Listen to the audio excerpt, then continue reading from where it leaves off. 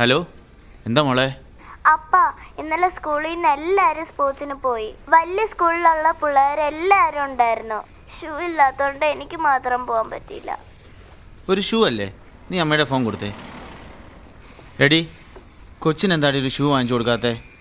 എന്റെ ജോബിച്ച, നിങ്ങൾ എന്തായി പറയുന്നേ? കടയിലെ ബാക്കി പറ്റി തീർക്കാതെ ഇനി സാധനങ്ങൾ തരത്തില്ലെന്നാ സുരേഷ് അണ്ണൻ പറഞ്ഞത്. ഇന്നും രാവിലെ എല്ലാരും പൈസ ചോദിച്ചു വന്നു. എങ്ങനെയും ഈ മാസം അവസാനം തരാമെന്ന് പറഞ്ഞ് അവരെ വിട്ടപാട് എനിക്ക് മാത്രമേ അറിയൂ. അപ്പോൾ അവളുടെ ഒരു ഷൂ, നിങ്ങൾ പോയി ജോലി ചെയ്യാൻ നോക്ക്. അവൾ അങ്ങനെ പലതും പറയും. ഷൂ കഞ്ഞി അടുപ്പത്തിരും തളച്ചു. ഞാൻ വെക്കുവാണേ, എന്നാ ശരി.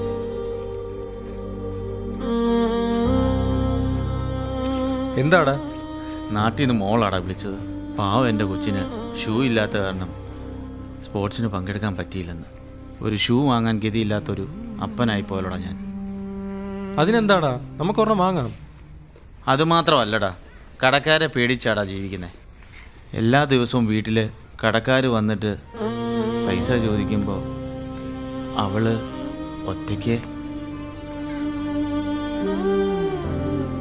കൊച്ചിലെ തൊട്ട് എൻ്റെ മോള് ഓട്ടത്തിലും സ്പോർട്സിലും എല്ലാത്തിലും മിടിക്കുകയാണ്. ബാക്കി കുട്ടികൾ അവിടെ കളിക്കുമ്പോൾ എൻ്റെ മോളും മാത്രം.